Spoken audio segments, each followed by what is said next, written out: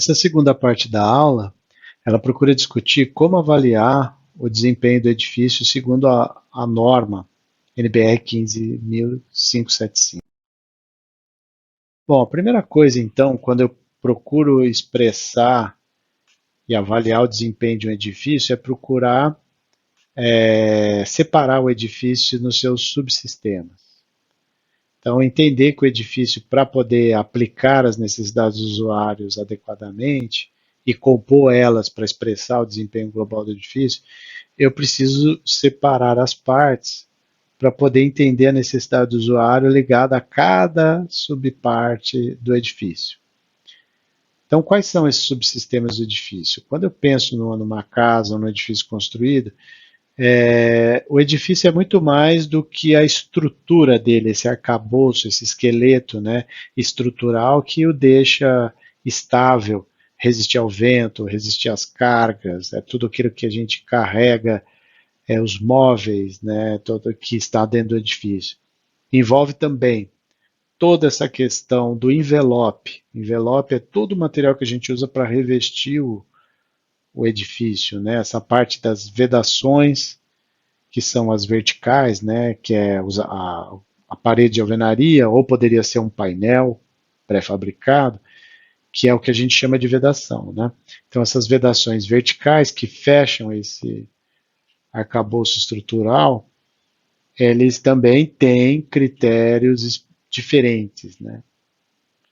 A cobertura, né? A cobertura é um fechamento que recebe uma carga de chuva, uma carga de radiação muito grande no edifício. Ela precisa ter um projeto específico para descer água, para desviar o fluxo de água, drenar, descer, né, toda a água do edifício. Ela precisa ser capaz de resistir à carga térmica, por exemplo, de um país tropical que tem uma radiação solar muito elevada e atenuar a passagem de calor para os demais componentes, a ponto que o edifício não fique inabitável, né? Que a temperatura interna dele chegar a ser superior à da externa, porque o Marreteu teve tanto calor no edifício que não conseguiu dissipar o calor.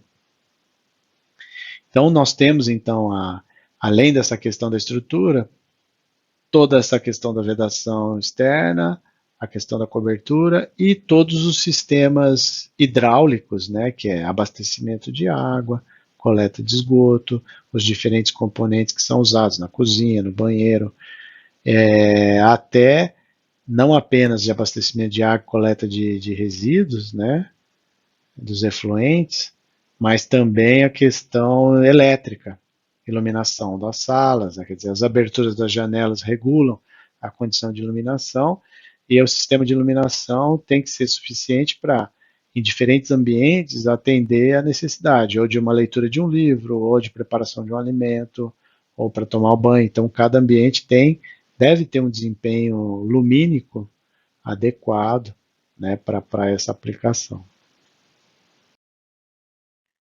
Então, como é que a gente faz então a avaliação do edifício na prática? A gente tem que lançar a mão, não é de um ensaio, né, como eu disse, de um ensaio específico de material, e sim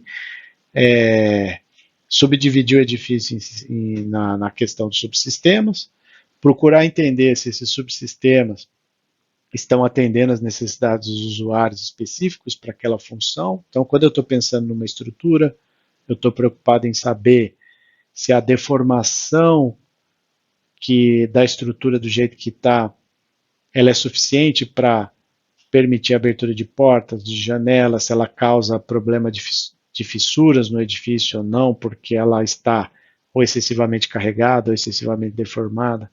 Então, a parte da estrutura é muito importante, que ela, além de ter capacidade de resistir a todas as solicitações de vida útil que a gente projeta, vento, forte, sobrecarga, também resistir, não deformar excessivamente.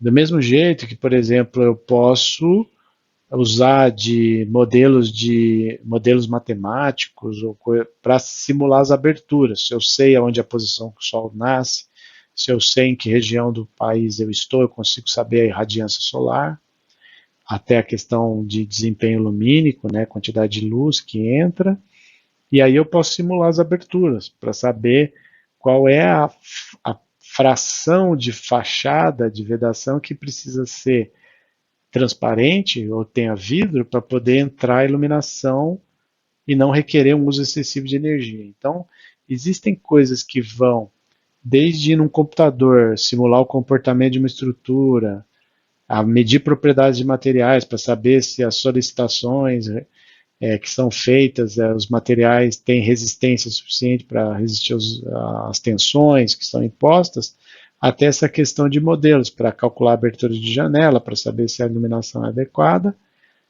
né? Assim como pode também requerer que você coloque um sensor de ruído dentro de um ambiente e verifique a diferença entre ruído externo e ruído interno para saber se a atenuação acústica com o edifício construído atingiu o critério mínimo de desempenho, porque às vezes não adianta você medir o isolamento acústico simplesmente da janela ou da esquadria, porque o acabamento da janela pode afetar mais o desempenho acústico do que propriamente. Tem fatores que podem prejudicar o desempenho único do componente, então a integração deles, né, no sistema é que vai expressar. Ou até mesmo ensaiar protótipos, né, que é o caso, por exemplo, quando a gente decide fazer uma construção totalmente pré-fabricada de painéis, que vai requerer construir montantes e fazer todo um sistema de montagem pré-industrializado que tem que ter uma ancoragem no sistema de laje, que não pode deformar excessivamente ou tombar por condições de uso. Do mesmo jeito que se você fizer uma parede pré-fabricada, a questão de fixação de armários, prateleiras, pode não existir um reforço adequado, localizado, que muda completamente a questão, o comportamento do que se você fizesse com alvenaria. Então, veja, às vezes a gente tem até que ensaiar esses protótipos de painéis para ver se resiste a carga localizada, né, se resiste uma sobrecarga de uma prateleira. Então, pode requerer, inclusive, a construção de protótipos. Então, aí, o que se espera de requisito de um sistema estrutural de um edifício? É a questão da estabilidade, resistir às solicitações, ser estáveis, né?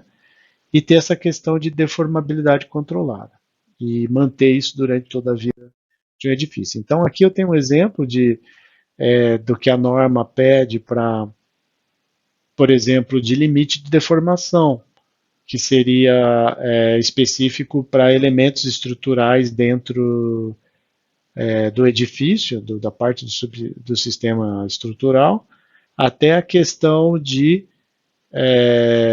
fissuração máxima permitida, se é que tem ou não, e deformações específicas de outros elementos, como forros, né, divisórias leves, como eu estava exemplificando, e até a questão de aberturas e distorções, fissuras e distorções que o sistema pode apresentar. Quando se pensa na vedação, como eu falei, né, a vedação ela é muito importante para seja uma alvenaria ou uma fachada inovadora feita de vidro com painéis pré-fabricados. Os requisitos que são fundamentais vão ser aqueles relacionados à movimentação de água e de calor dentro do edifício, né? Então, quando o edifício é exposto à chuva, ele tem que ter uma barreira de permeabilidade que estanca a água, né? Que evita que essa água entre, ou se essa água entrar, ela vai entrar numa velocidade muito reduzida, a ponto de conseguir evaporar e não prejudicar o edifício, por exemplo, com acúmulo de água. Então, não se espera que, durante uma chuva forte, a parede de alvenaria vai ficar toda molhada para o lado de dentro. Se você observar isso no edifício, claramente ele tem um problema de desempenho. Do mesmo jeito que não é admissível que você, debaixo de um galpão de fibrocimento mal projetado, com o pé direito baixo, sinta um calor que te impeça de trabalhar, ou um desconforto, o aumento de temperatura interna seja muito superior a ponto de causar um desconforto que não permite o trabalho ou as condições adequadas de uso do edifício. E também uma fachada dessa não pode se desprender num dia de ventania. Então hoje é muito comum ter vidro em fachada de edifício, porque parte da sacada do edifício é aberta, né, e permite a questão da ventilação, mas num dia de tempestade a sua placa de vidro não pode se desprender de um edifício de 20 andares, porque pode levar pessoas à morte, né, acidentes graves na construção. Então, quando se instala vidros de fachada, existe todo um projeto que deve prever a exposição a essa ventania, que não arranque os elementos fixadores da fachada e por aí vai.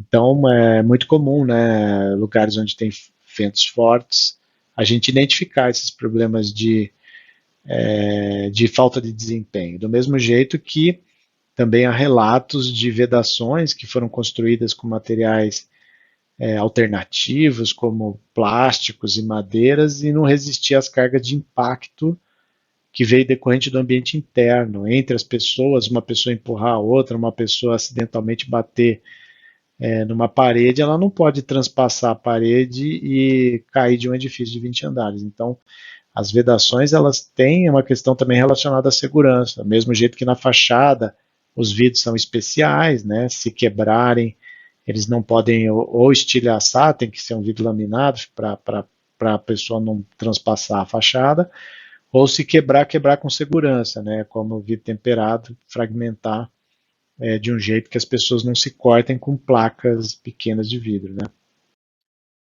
Então aí tem um exemplo, né? A fachada, a vedação, ela passa por a necessidade de resistir a impacto, né? Uma pessoa pode escorregar e tropeçar e bater na parede. Então a parede não pode ser tão leve assim que permita não absorver as cargas dinâmicas, né? Que dentro do edifício. Então, a avaliação, ela tem essa questão da necessidade do usuário, que eu preciso que o edifício seja seguro ao uso. Aí eu tenho que transformar a necessidade do usuário num requisito, né? Que seria assim, qual é a minha necessidade para ter segurança ao uso? É a capacidade de absorver a carga de impacto, a energia, né? O impacto de uma pessoa. Mas como é que eu transformo o requisito num critério de especificação de desempenho? Eu tenho que quantificar a energia de impacto. Então aí eu transformo, eu parametrizo um tipo de teste ou um ensaio no protótipo que represente aquela carga de energia em joules, né, a partir de uma medida de energia potencial, estabeleço uma medida, dissipo ela na forma de uma energia cinética e avalio o efeito no meu sistema, né, nessa vedação interna, e verifico. Aí estabeleço, olha, não pode ter fissuração e tal. Então a necessidade do usuário ela é uma primeira aproximação qualitativa para expressar o que o edifício tem que ter. Depois você tem que converter isso num critério técnico, que é o requisito de desempenho, e depois expressar ele quantitativamente, né, que é o critério de desempenho. Quer dizer, eu tenho que pegar o requisito, transformar ele numa medida objetiva, quantificável, para expressar esses critérios de desempenho. Então aí está o exemplo, né? Então os critérios de desempenho eles estão lá, estabelecem quantos joules são e como é que ele estabelece essa quantidade de joules é pela massa desse saco de areia e você parametriza a altura que você vai lançar ele. Então você consegue estabelecer a energia e aí você consegue estabelecer os seus critérios específicos relacionados à fissuração, deformação da peça ligada a esse impacto. Da mesma forma, né, que o impacto pode ser um critério super relevante para a vedação, a cobertura também pode incluir o critério de impacto, mas também pode não ser o único e pode talvez não ser o dos mais relevantes, mas mudam, né? Então assim a questão da vedação tem uma série de critérios, alguns mais relevantes do que outros, alguns dispensáveis, outros não dispensáveis. E aí tem um exemplo da cobertura. A cobertura, por exemplo, quando se troca uma cobertura, você deve prever que a pessoa que está dando manutenção, ela pode escorregar e cair na cobertura. E a telha não pode transpassar, permitir o transpasse do operário, levando ele a uma queda, um acidente fatal, ou coisa do tipo. Como é que se simula isso? Se submete os componentes de telha a um ensaio de impacto, a partir de uma energia parametrizada que representa a realidade, que é um operário de peso médio caindo de 2 metros, 3 metros sobre uma cobertura, e essa cobertura não pode quebrar, falhar e levar. Eu posso simular chuva, eu posso simular insolação, eu posso simular a inclinação do telhado com a insolação exposta. Então, existem testes de protótipo. Aí está dando um exemplo. Então, no caso da vedação, a questão da estanqueidade é importante. Então, a gente simula condições extremas de chuva na fachada e verifica se a umidade transpassa, qual que é o tempo que a umidade demora para transpassar a alvenaria. E com isso a gente procura evitar, né, problemas que são patologias, não sei se vocês já perceberam, mas às vezes depois de chuvas muito fortes, se não tiver um sistema com boa estanqueidade do edifício, na vedação, se forma bolhas com água na parte interna, porque a água entra, para na pintura e forma uma bolha de água, né, que é um defeito do edifício, devido à falha de estanqueidade da vedação. A mesma coisa que eu preciso simular a questão de resistência ao fogo. Quanto tempo uma vedação resiste ao fogo de forma que ela não se desintegre? Que gases são esses que são emitidos quando eu queimo uma parede, que tem, por exemplo, madeira ou polímero que pode liberar gases tóxicos na queima? Quais são os gases? Eles são suficientes para intoxicar as pessoas e impedir a questão das pessoas saindo do edifício? Então, todos esses requisitos, né, critérios devem ser considerados numa avaliação de desempenho. Aí eu estou dando o exemplo do desempenho lumínico. Eu posso simular qual é a dimensão, a área de abertura que eu preciso projetar, levando em consideração a posição do sol, a posição do dia, da noite, e simular, né, através de simulação, a condição de iluminação dentro do edifício. Então, como fechamento, o que é importante? É entender que o mesmo tipo de componente ele pode ser produzido. Eu posso produzir uma telha de cerâmica, eu posso produzir uma telha metálica. As duas montadas num sistema de cobertura podem interferir de maneira diferente no desempenho mecânico. De repente, uma telha metálica resiste melhor ao impacto do que uma cerâmica. Mas, por outro lado, de repente a cerâmica tem uma condição de isolamento melhor do que uma telha metálica. Então, a mudança não é porque é telha que vai ter o mesmo desempenho. Então, a gente precisa ter isso muito importante, porque nós podemos combinar diferentes materiais e diferentes soluções no sistema de cobertura. E a mesma coisa, o mesmo material pode servir a diferentes componentes por questões distintas.